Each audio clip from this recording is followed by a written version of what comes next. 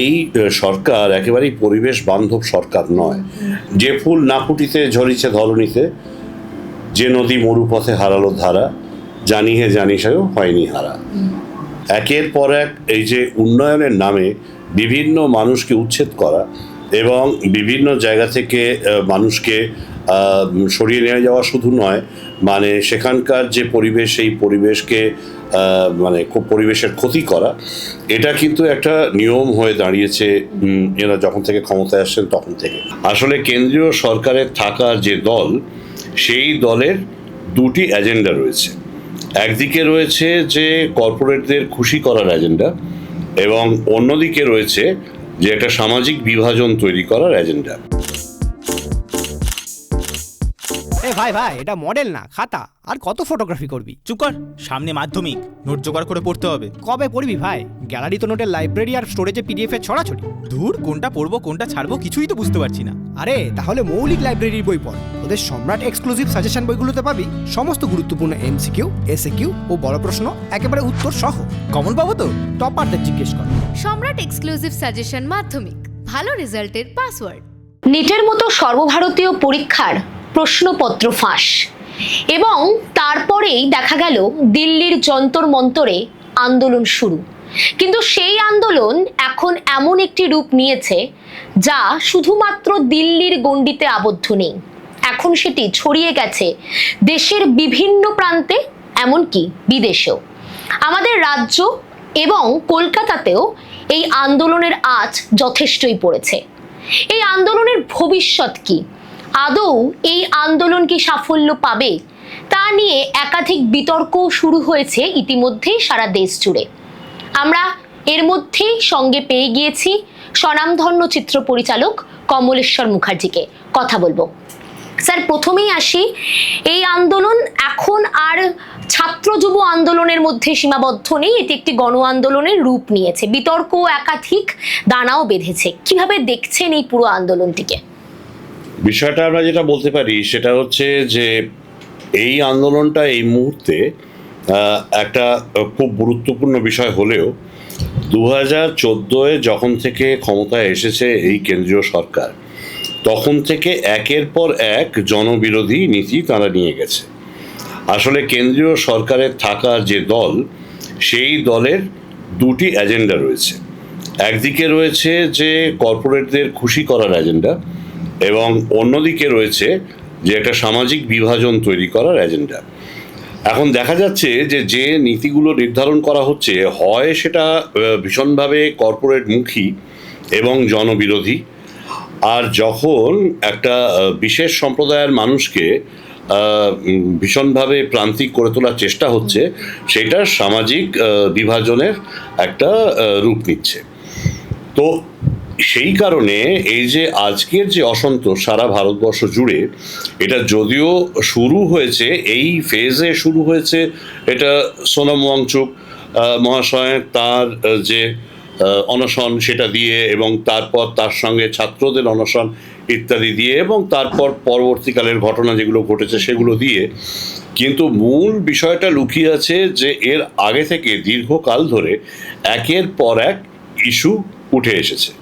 কীরকম বলি, সেটা প্রাথমিকভাবে যেটা বলা যায় সেটা হচ্ছে যে অর্থনৈতিক বিপর্যয় যে কারণে আমাদের হচ্ছে। আমরা একদিকে দেখছি যে আমাদের মানে অর্থনীতি বলা হচ্ছে যে যত মানে যে অর্থনীতিগুলো রয়েছে যেগুলো খুব তাড়াতাড়ি গ্রো করছে, সেই রকম একটা অর্থনীতি, জিডিপির গ্রোথ দেখা যাচ্ছে। পাশাপাশি কিন্তু একটা জবলেস গ্রোথ চলছে, অর্থাৎ গ্রোথ হচ্ছে কিন্তু তার জন্য এমপ্লয়মেন্ট জেনারেশন হচ্ছে না। সুতরাং ভয়ঙ্করভাবে বেকারত্ব ভারতবর্ষকে গ্রাস করছে। এবার একদিকে ধরা যাক কৃষি আইন বলবৎ করা, তারপরে শ্রম কোড বলবৎ করা, এই যে বিভিন্ন মানে আইনগুলো আনা হয়েছে, সেগুলোর বিরুদ্ধে মানুষের ক্ষোভ তৈরি হয়েছে। মানুষ একদিকে আমরা জানি যে কিষাণ লং মার্চ কীভাবে হয়েছে, শ্রমিক সংগঠনগুলো রুখে দাঁড়িয়েছে।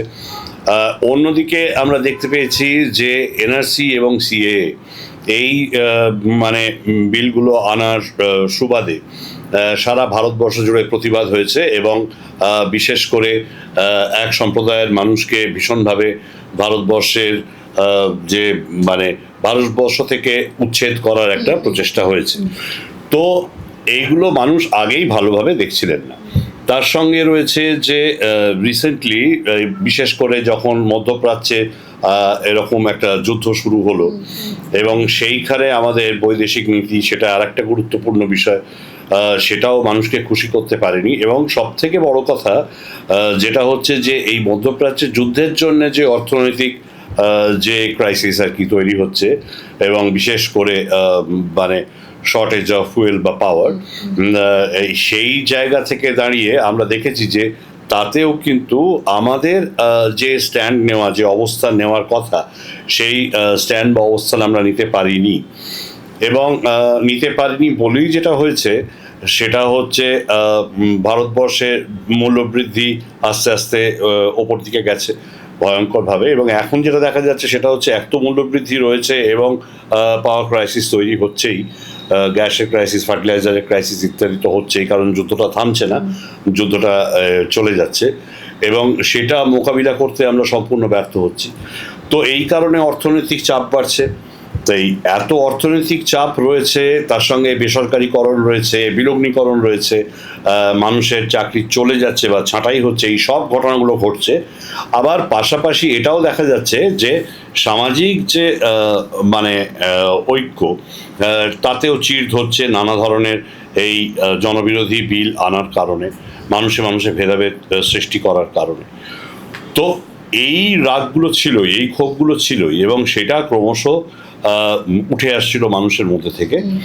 এবার মূল বিষয়গুলো রিসেন্ট ইয়ার্সে যেটা হয়েছে সেটা হচ্ছে এই পরিবেশ বান্ধব নয় এই সরকার, এবং এই পরিবেশের ক্ষেত্রে মানে পরিবেশ দূষণের ক্ষেত্রে নানা রকম পদক্ষেপ নেওয়া হয়েছে এবং সেখানেও ডেভেলপমেন্টের কথা বলেই নেওয়া হয়েছে। কিন্তু তাতে দেখা যাচ্ছে যে মানুষ এক হচ্ছে ডিসপ্লেসড হচ্ছেন, অর্থাৎ মানুষের স্থানান্তকরণ হচ্ছে, সেটা মানুষের রাগ সেই নিয়ে আছে। এবং এর ভিত্তিতেই প্রতিবাদ করে সোনাম ওয়াংচুক নিজেই তিনি জেল খেটেছেন। এবার তিনি যখন এই নিটের পরীক্ষার যে প্রশ্নপত্র ফাঁস, সেই প্রশ্নপত্র ফাঁস নিয়ে যখন প্রশ্ন করলেন এবং অনশন শুরু করলেন, সেই অনশনে মানে ছাত্র এবং যুব সমাজ তারা যোগদান করলেন এবং আস্তে আস্তে দেখা গেল যে আগের যে ইস্যুগুলো ছিল সেইগুলো কিউমুলেটিভলি এটার সঙ্গে জুড়ে গেল এবং ক্রমশ এই আন্দোলনটা ছাত্র আন্দোলন বা পরিবেশ আন্দোলনের থেকে আরও বড় একটা জায়গা নিল। সেটা স্বাভাবিকভাবেই তার অর্থনৈতিক বঞ্চনা, তার সামাজিক যে বিভাজন, এর বিরুদ্ধে যে মানুষ এতদিন ছিলেন তাঁরা এসে যোগদান করছেন এবং একটা বিরাট বড় তার পরিধি তৈরি হচ্ছে। এটা অবশ্যম্ভাবী ছিল, কারণ এই ধরনের জনবিরোধী নীতি নিলে, মানুষের বিরুদ্ধে যুদ্ধ ঘোষণা করলে মানুষ রুখে দাঁড়াবেন, এটাই স্বাভাবিক। পশ্চিমবঙ্গের শুধু নয়, সারা দেশেই আমরা দেখেছি যে কোনো আন্দোলনে বুদ্ধিজীবীদের ভূমিকা একটি বিশাল পর্যায়ে থাকে, কিন্তু এখনো পর্যন্ত পশ্চিমবঙ্গের যারা বুদ্ধিজীবী রয়েছেন বা অভিনেতা অভিনেত্রীও যদি বলি, পরিচালকরা যদি বলি, যে কোনো বুদ্ধিজীবীরা রয়েছেন, তাদের কিন্তু অধিকাংশই, কয়েকজন বাদে মুষ্টিমেয়, অধিকাংশই কিন্তু এখনো এই আন্দোলন নিয়ে মুখ খোলেননি। এবং যারা মুখ খুলছেন, যেমন আমি যদি অরিজিৎ সিং এর উদাহরণই দিই, তিনি মুখ খুলেছেন বলে সমালোচিত হচ্ছেন। কেন এই পরিস্থিতি, কেন তারাও এই প্রতিবাদে সামিল হতে পারছেন না? এটা শুধু আমি পশ্চিমবঙ্গ বলবো না, আসলে মানে শিল্পী, সাহিত্যিক, সংস্কৃতি কর্মী, বুদ্ধিজীবী যারা রয়েছেন তাদের তো নানা ধরনের ইনসিকিউরিটি থাকে এবং তাদের একটা অনিরাপত্তা বোধের থেকেই তারা অনেক সময় নিজেকে গুটিয়ে রাখেন এবং যে মানে যে কোনো রাজনৈতিক প্রতিরোধ বা রাজনৈতিক প্রতিরোধও বলবো না, যে কোনো গণপ্রতিরোধ, সেই গণপ্রতিরোধে অংশ নিতে চান না। এবং সেটা যেরকম আমাদের এখানে মানে ভীষণভাবে দেখা গেছে এর আগে, মানে যখন তৃণমূল আমল যেটা, সেই তৃণমূল আমলেও সেটা দেখা গেছে। এটা নতুন ঘটনা কিছু নয়। আর সারা ভারতবর্ষেও সবাই যে খুব এগিয়ে এসেছেন তাও নয়, একটা মুষ্টিমেয় অংশ অবশ্যই এগিয়ে এসেছেন, যারা এগিয়ে আসেন সাধারণত। এবার বিষয়টা হচ্ছে যে কেন এই ঘটনাটা ঘটছে সেটা তো বোঝা যাচ্ছে যে অর্থনৈতিক অনিরাপত্তা, সামাজিক অনিরাপত্তার জায়গা থেকে ঘটছে। কিন্তু এটা আমি বলবো না যে তাদের যে কোনো এই বিষয়ে মতামত নেই, তা নয়। তারা নিশ্চয়ই এগিয়ে আসবেন। সবে পশ্চিমবঙ্গে একটা বড় ধাক্কা গেছে, অর্থাৎ একটা বিশাল অংশের বুদ্ধিজীবী সম্প্রদায় যারা আগের সরকারের পক্ষে ছিলেন বা আগের সরকারের পক্ষে ছিলেন আমি বলবো না, আগের সরকারের ক্ষমতার পক্ষে ছিলেন এবং মানে সরকারি অলিন্দে তাদের দেখা যেত সবসময়, তারা ধাক্কা খেয়েছেন এবং তারা ধাক্কা খেয়ে এখন আবার তাদের জার্সি বদল করতে হয়েছে। তো এই জার্সি বদল করার পরে আবার তারা এই মুহূর্তে আর একটা ধাক্কা কতটা সইতে পারবেন সেইটা নিয়ে তাদেরও সন্দেহ আছে। সুতরাং তাদের বিষয়টা আমি এর বেশি উল্লেখ করব না, কারণ তাদের কাছ থেকে আমাদের যে খুব বেশি প্রত্যাশা আছে তা নয়।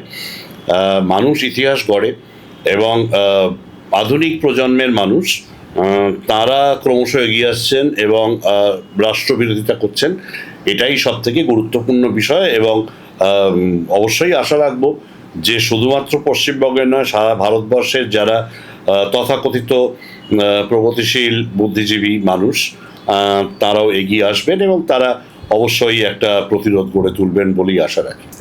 কলকাতাতেও এই আন্দোলনের আঁচ পড়েছে এবং সেই আন্দোলনের সমর্থন জানিয়ে এবং ধর্মেন্দ্র প্রধানের পদত্যাগের দাবিতে একটি বিশাল মিছিলও কলকাতাতে হতে চলেছে। এবার ঠিক এই মিছিলের আগে আগে আমরা দেখতে পেলাম রাজ্য বিজেপি একটি প্রেস কনফারেন্স করে সেখানে দাবি করলেন যে সম্পূর্ণভাবে অ্যান্টি ন্যাশনাল স্লোগান এই আন্দোলন থেকে কেন উঠবে, কিন্তু তারা একবারও গুরুত্ব এই বিষয়টায় দিলেন না যে কয়েকটি নির্দিষ্ট স্লোগানের ভিত্তিতে এই আন্দোলন, সেই স্লোগানগুলোতে গুরুত্ব তারা দিচ্ছেন না। এবং তারা এই দাবিও করেছেন যে গত যে সরকার যারা যারা ছিলেন দায়িত্বে ভারতবর্ষের এবং পশ্চিমবঙ্গের, সেই সরকারের সময়ও তো এরকম একাধিক ঘটনা ঘটেছে, তাহলে এই ঘটনা আর নতুন কি? প্রথম কথা হচ্ছে যে আগে ঘটনা যদি ঘটে থাকে তাহলে তার শুদ্ধিকরণ প্রয়োজন ছিল এবং অবশ্যই আমরা কখনোই আশা করব না যে আগে তো মানে যে সমাজ ব্যবস্থা ছিল তা ছিল রাজতন্ত্র, তারও আগে আমরা দাস ব্যবস্থা দেখেছি বা সামন্ততন্ত্র দেখেছি, তো নিশ্চয়ই সেখানে ফিরে যাব না। সারা জীবন দাস মালিক এবং দাসপ্রভুদের কেনাবেচার সম্পর্ক ছিল বলে নিশ্চয়ই আজকে দাস মালিক দাসপ্রভুদের এই কেনাবেচাকে আমরা সমর্থন করব না। পৃথিবী এবং সভ্যতা যত এগোবে তত তাঁরা নিজেদের ভুল সংশোধন করতে করতে এগোবে। আগে যদি হয়েও থাকে এবং সেটা যদি ভুল হয়েও থাকে তাহলে আমরা সংশোধন করব না কেন? আগে হয়েছিল বলে এখনও হতে পারে, এইটা কোনো জাস্টিফিকেশন নয়, এক নম্বর কথা। দু নম্বর কথা, আপনার প্রশ্নটা কি ছিল জানো?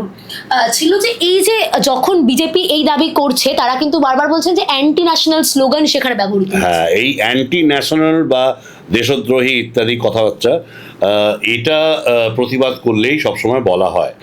একটা বিষয় হচ্ছে যে দেশের সরকারের বিরোধিতা করা মানে দেশের বিরোধিতা করা নয়। দেশকে ভালোবেসে দেশের সরকারের বিরোধিতা করা এটাই গণতান্ত্রিক স্বাভাবিক প্রক্রিয়া। এবার সরকারে যিনি আছেন বা ক্ষমতায় যিনি আছেন তিনি চেষ্টা করেন অনেক সময় মানুষকে এই কথা বলে ভুলিয়ে রাখতে যে দেশের ভালো হবে যদি সরকারের ভালো হয়। মোটেই তা নয়। যে গণতান্ত্রিক ব্যবস্থায় অনেক ক্ষেত্রেই আমরা দেখেছি যে দেশের জন্য লড়তে গিয়ে দেশের সরকারের বিরুদ্ধে লড়তে হয়েছে, সেটা আজকে নতুন ঘটনা ঘটছে না। সেক্ষেত্রে দেশদ্রোহী তকমা দেওয়ার কোনো মানেই হয় না, কারণ দেশপ্রেম বিষয়টা তো জোর করে কারোর ওপর চাপিয়ে দেওয়া যায় না। দেশপ্রেম মানুষের আছে এবং সব মানুষেরই আছে বলে মনে করি। যারা দেশের প্রতি অনুগত বা দেশের সরকারের প্রতি অনুগত, যারা দেশের সরকারের প্রতি অনুগত তাদের যেরকম দেশপ্রেম আছে, যারা দেশের সরকারের বিরোধী তাদেরও দেশপ্রেম আছে। বিষয়টা হচ্ছে যে দুটো দর্শনের। এবার কে কোন জায়গা থেকে কোন বিষয়টা দেখছেন। আমার যদি কোনো একটা বিষয়ে সরকারের পছন্দ না হয়, আমি দেশের স্বার্থেই কিন্তু সরকারের বিরোধিতা করছি, তার মানে দেশের বিরোধিতা করছি না। এটাই গণতন্ত্র এবং গণতান্ত্রিক পদ্ধতিতেই আন্দোলন হচ্ছে। সব থেকে বড় কথা, গণতান্ত্রিক পদ্ধতিতে আন্দোলন হচ্ছে শুধু নয়, মানে সেখানে কোনো রকম যে আবেগের অত্যুচ্চারণ বা কখনো উচ্ছ্বাস সেটাও দেখা যায়নি। যথেষ্ট ডিসিপ্লিনভাবে আন্দোলনটা চলছে এবং সেখানে অনেকাংশের মানুষ গেছেন এবং তারা সবাই দেশদ্রোহী, এই কথাটা আমি মানতে পারলাম না। আর এখন যখন কথা বলছি তখন দেশের আইন নিয়ে আমি যদি এনআরসি বা সিএ এর বিরোধিতা করি, বা আমি যদি শ্রম কোড বা কৃষি আইনের বিরোধিতা করি, এবং পরবর্তীকালে এসআইআর এ যেসব ত্রুটি রয়েছে তার বিরুদ্ধে কথা বলেছি, বা আজকে যখন এই এডুকেশন সিস্টেমের বিরুদ্ধে কথা বলা হচ্ছে, যেটা কিনা না আছে এডুকেশন না আছে সিস্টেম, এরকম একটা অবস্থায় দাঁড়িয়ে আছে, সেক্ষেত্রে আমাকে দেশদ্রোহী বললে তো হবে না, কারণ I want to rectify my country. আমার মানে মুখে একটা ঘা হয়েছে, সেই ঘাটাকে আমি মেকআপ দিয়ে ঢেকে রেখে কোনো লাভ নেই। আমার মুখে যদি ঘা হয়ে থাকে তার চিকিৎসা প্রয়োজন, চিকিৎসা করে সেই ঘাটা শুকোনো প্রয়োজন। তো একদল মানুষ মানে চেষ্টা করবেন সংশোধনের এবং তাদের দেশদ্রোহী বলা হবে, আর একদল মানুষ সংশোধনের চেষ্টা করবেন না, তারা ব্যাপারটাকে লুকিয়ে রাখার চেষ্টা করবেন এবং ধীরে ধীরে যত ক্ষত দেশের শরীরে আছে সেটা বাড়বে। তো সেটা কখনোই কাম্য নয়।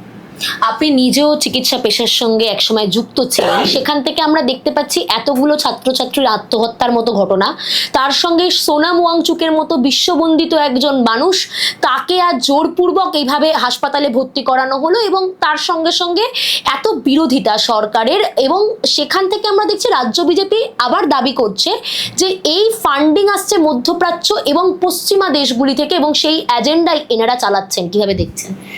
না, এটা তারা কিসের ভিত্তিতে বলছেন আমার পক্ষে তো বলা সম্ভব নয়, কারণ এটা স্বরাষ্ট্র দপ্তরের ব্যাপার, বা মানে যারা বিদেশ মন্ত্রক চালান তাদের ব্যাপার, যে টাকা কিভাবে আসছে বা কিভাবে খরচা হচ্ছে, কারা সাহায্য করছেন বা কী কারণে সাহায্য করছেন, সেটা নিয়ে কমেন্ট করার মতো জায়গায় আমি নেই। তবে আমার বক্তব্যটা হচ্ছে যে যখনই কোনো সরকারের বিরুদ্ধে কোনো কথা বলা হয় তখনই প্রশ্নটা তোলা হয় যে হ্যাঁ, এটার পেছনে একটা বিদেশি মদত রয়েছে। তো সেক্ষেত্রে আমার প্রশ্ন হচ্ছে যে এত বল প্রয়োগ, বিশেষ করে ছাত্রছাত্রীদের উপর বল প্রয়োগ না করে, বা সোনাম ওয়াংচুককে জোর করে ভর্তি না করে, বা বিভিন্ন যাদের ডিটেন করা হচ্ছে বা অ্যারেস্ট করা হচ্ছে তাদের এত কিছু না করে সরাসরি কথা বললেই তো হয়, সরাসরি বিষয়টা নিয়ে কথা বলে মিটিয়ে নিলেই তো হতো। কিন্তু আমরা দেখেছি যে ওই শাসকের একটা অহং থাকে, তো সেই অহংয়ের জায়গা থেকে সবসময় তারা মানে একটা বাহুবল এবং অর্থবলের গরিমা তাদের থাকে। এই বাহুবল অর্থবলের গরিমা ছেড়ে তারা যেন একদম সরাসরি এসে তাদের দেশের ভবিষ্যৎ নাগরিক যারা, অর্থাৎ ছাত্রছাত্রীরা এবং যুব সমাজ, সেই তাদের সঙ্গে কথা বলুন। কথা না বললে কিন্তু সমস্যা হয় যে আরও দূরত্ব বাড়বে, এবং এই দূরত্ব বাড়ার পরে ক্রমশ সেটা ভারতবর্ষের জন্যে, ভারতবর্ষের ভবিষ্যতের জন্যে, এবং অবশ্যই সরকারের ভবিষ্যতের জন্যে এবং দেশের ভবিষ্যতের জন্যে সেটা ভালো হবে না। এর আগেও আমরা একাধিক গণ আন্দোলন দেখেছি, এটিও একটি গণ আন্দোলনের ইতিমধ্যেই রূপ নিয়েছে। তার সঙ্গে আমরা দেখছি মধ্যপ্রদেশের কেন বেতোয়া যে প্রকল্প, সেই প্রকল্প ঘিরে যে চিতা আন্দোলন, সেই আন্দোলনের যে অনশন চলছিল, সেই অনশনকেও কিন্তু একেবারে বন্ধ করে দিয়ে আটকে দিল পুলিশ, এবং সেখান থেকে সেই আন্দোলনের নেতৃত্বকেও তুলে নিয়ে যাওয়া হলো। এই যে বলপ্রয়োগ এবং আন্দোলন যে বন্ধ করে দেওয়া, এই যে আন্দোলনগুলো, গণ আন্দোলন চলছে, কি মনে হচ্ছে ভবিষ্যৎ কি? কেন নদী এবং বেতোয়া নদীর মাঝখানে যে জলধারা তৈরি করার কথা, সেই জলধারা তৈরি করতে গিয়ে অনেক মানুষ তারা ডিসপ্লেসড হচ্ছিলেন বা স্থানান্তরিত হচ্ছিলেন, আর তার সঙ্গে সেখানকার যে ইকোসিস্টেম, যে জলবায়ুর পরিবেশ, সেটাও প্রায় ধ্বংসপ্রাপ্ত হচ্ছিল। তো সেখানেও মানুষের জীবন জীবিকার স্বার্থ ছিল, এবং সেই কারণে তার বিরুদ্ধে আন্দোলন গড়ে উঠেছিল পরিবেশ রক্ষার্থে। আবারও বলছি, এই সরকার একেবারেই পরিবেশ বান্ধব সরকার নয়। একের পর এক এই যে উন্নয়নের নামে বিভিন্ন মানুষকে উচ্ছেদ করা এবং বিভিন্ন জায়গা থেকে মানুষকে সরিয়ে নিয়ে যাওয়া শুধু নয়, মানে সেখানকার যে পরিবেশ, সেই পরিবেশকে মানে পরিবেশের ক্ষতি করা, এটা কিন্তু একটা নিয়ম হয়ে দাঁড়িয়েছে এরা যখন থেকে ক্ষমতায় আসছেন তখন থেকে। এবং আমরা এই ক্ষেত্রে এটাও দেখেছি যে আমাদের এখানে যে হকার উচ্ছেদ করা এবং নগরের সৌন্দর্যায়ন বা স্টেশনের সৌন্দর্যায়ন করতে গিয়ে অনেক মানুষের জীবন জীবিকা কেড়ে নেওয়া, এগুলো সবই দেখেছি। তাদের কিন্তু পুনর্বাসন দেওয়া হয়নি, এটাই তো মূল আন্দোলনের জায়গা। তো সেই ধরনের আন্দোলন একের পর এক আন্দোলন আছড়ে পড়বে যদি এইভাবে জনবিরোধী নীতি নেওয়া হয়। এবার প্রশ্ন হলো যে হ্যাঁ, এত গণ আন্দোলন হয় কিন্তু সেই গণ আন্দোলনের সাফল্য, সেই সাফল্য আমরা দেখতে পাই না। এইটা রবি ঠাকুরের কথা দিয়ে বলাটাই সবচেয়ে ভালো। সেটা হচ্ছে যে ফুল না ফুটিতে ঝরিছে ধরণীতে, যে নদী মরুপথে হারালো ধারা, জানি হে জানিসেও হয়নি হারা। জীবনে যত পূজা হলো না সারা, জানি হে জানিসাও হয়নি হারা। তো মানুষের এই যে প্রচেষ্টা, মানুষের এই যে উদ্যম, মানুষের এই যে রাষ্ট্র সঙ্গে লড়াই, এ একের পর এক ধারার মতো চলবে। এবং আমাদের মনে হয় আপাত দৃষ্টিতে যে সেটা অন্তঃশীলা হয়ে গেল বা সেই সব জনরোষ চাপা পড়ে গেল, আসলে চাপা কিছুই পড়ে না। সবই ক্ষোভ আস্তে আস্তে পুঞ্জীভূত হয় এবং সেই পুঞ্জীভূত হতে হতে আন্দোলনগুলো আপাত দৃষ্টিতে থেমে গেলেও মানুষের মনের মধ্যে থামে না।